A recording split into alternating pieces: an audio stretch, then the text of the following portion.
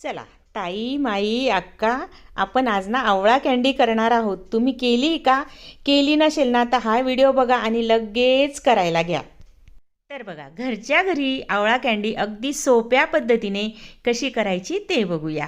इथे बघा, मी अर्धा किलो आवळे घेतले, छान स्वच्छ धुवून घेतले. अगदी कोरड्या कापडाने पुसून घ्यायचे. सुरुवातीला निथळत ठेवायचे आणि कोरड्या कापडाने पुसून घ्यायचे. सुती कापडाने पुसा म्हणजे अगदी मस्त कोरडे होतील. आता हे आवळे बाजूला ठेवले. गॅसवर पातेल्यामध्ये 1.5 तांब्या पाणी ठेवलं. खळखळ उकळी आली. त्यामध्ये आता हे आवळे शिजत घातले. आवळे शिजत घातल्यानंतर अगदी 6 ते 7 मिनिटात मस्त असे आवळे शिजून झालेले आहेत. आता बघा, यामध्ये हा चमचा घातला, आवळा अगदी त्यात अलगद आला म्हणजे आपले आवळे खूप छान शिजून झालेले आहेत. पण काय करायचं आहे, आता हे गरम आहे, थोडेसे थंड होऊ द्या. खूप थंड नाही, खूप गरम नाही, असे तुम्ही हे आवळे सोलायला घ्यायचे, नाही तर हाताला काय होतं, चटके लागतात. पण मला व्हिडिओ मात्र तुम्हाला दाखवायचा आहे ना पटकन, म्हटले चला एक आवळा सोलून दाखवूया. आणि मला परत वाटलं अजून एखादा आवळा सोलून दाखवूया का म्हटलं. तर बघा, अगदी मस्त अशा फोडी आपल्या ह्या आवळ्याच्या झालेल्या आहेत. आता बघा, ह्या सर्व आवळ्यांना आपण आता सोलून घेतलेलं आहे. सोलून घेतलेले आवळे आता आपण एका बाजूला करून ठेवूया. म्हणजे आता याचं काय करायचं आहे ते पुढे बघूया. आता एक छान असं पसरटचं भांडं घ्यायचं किंवा एखादं पातेलं घेतलं तरी चालेल. तर आता आपण आवळे सोलून घेतले ना, ते एखाद्या वाटीने काय करायचं, मोजून घ्यायचं. म्हणजे ना आपल्याला पुढचं जे साहित्य टाकायचं आहे ना, त्याचं प्रमाण अगदी अचूक कळतं आणि आपली आवळा कँडी खूप छान अशी रसरशीत होते. तर बघा, इथे माझं आवळा आहे ना, म्हणजे ह्या वाटीने 2 वाट्या भरलेला आहे. थोड्याशा फोडी मात्र उरल्या, अगदी थोड्याशा आहेत, त्या काही आपण धरू शकत नाही. तर बघा, आता ह्या 2 वाटी आवळ्याला आपण किती साखर घ्यायची ते बघूया. आता आवळ्यामध्ये साखर घालताना ह्या वाटीने मी 1.5 वाटी साखर घातली आहे. म्हणजे अर्धा किलो आवळ्याला आपण इथे 200 ते 250 ग्रॅम साखर घालायची. तुम्ही जास्तीची घातली तरी चालेल, म्हणजे ते जे सिरप उरेल ना त्याचं तुम्ही सरबत पण करू शकतात. आता छान अशी चव यायला हवी की नाही, मग त्यासाठी मी इथे घातली आहे वेलची पूड. अगदी पाव चमचा वेलची पूड घातली आहे. छान असं झाकून ठेवा आणि काय करायचं, 2 ते 3 तासांनी पुन्हा याला आपण मिक्स करायचं.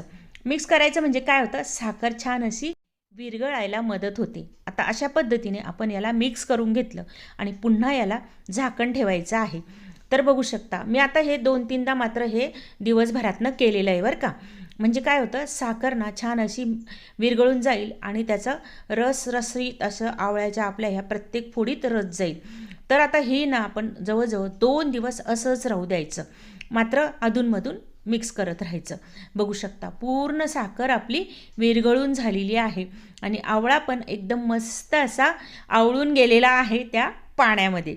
तर चला, यातून आता आपल्याला काढून घ्यायचं आहे.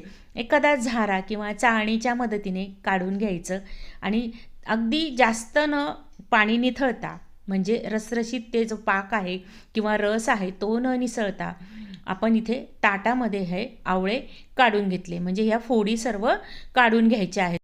हा रस राहिल्यामुळे काय होतं, जास्तचा गोडपणा आपल्या ह्या फोडींना येईल आणि आवळा पण मस्त लागेल, म्हणजे आवळा कँडी पण छान लागेल ना. तर बघा, आता इथे मी हे काढून घेतले, कारण मी साखर खूप कमी वापरली. तुम्ही या म्हणजे आपण जर 500 ग्रॅम आवळे घेतले ना, त्याला तुम्ही 400 ग्रॅम साखर घातलीत तरी चालेल. पण कसं आहे, आमच्याकडे जरा कमी साखर वापरली जाते, त्यामुळे मी जरा कमीच घातलेला आहे. तर बघा, आता याला ना वाळवताना अजिबात उन्हात वाळवू नका. अगदी सावलीतच वाळवायचं आणि उन्हात वाळवत असाल तर याला झाकून वाळवायचं. अगदी वरून एखादं सुती कापड टाकायचं आणि मग वाळवायचं. आता फोडी आपल्या सगळ्या काढून झालेल्या आहेत. आता इथे बघा, मस्त असं सिरप आपलं उरलेलं आहे. याचं तुम्ही सरबत करू शकतात किंवा मी काय केलेलं आहे तुम्हाला, हा व्हिडिओ मी तुम्हाला शेअर करणार आहे. याचं अगदी छान असं आपण एक पदार्थ त्यापासून तयार केला आहे. तो व्हिडिओही तुम्ही नक्की बघा, पुढच्या व्हिडिओमध्ये तुम्हाला नक्की बघायला. आणि हो, चॅनलला सबस्क्राईब करायला मात्र विसरू नका हां. 2 ते 3 दिवसात छान अशी आपली आवळा कँडी तयार होते. बघू शकता, एकदम मस्त अशी झाली. कलर पण एकदम सुरेख आलेला आहे. आणि हे बघा, आवळा कँडीची आपण जी वाळत घातली ना, अधूनमधून मात्र तिला थोडंसं खालीवर करा बरं का, म्हणजे ना एकमेकाला ती चिटकणार नाही आणि एक एक असा फोडी आपल्या मोकळ्या होतील. आणि बघू शकता किती मस्त आहे.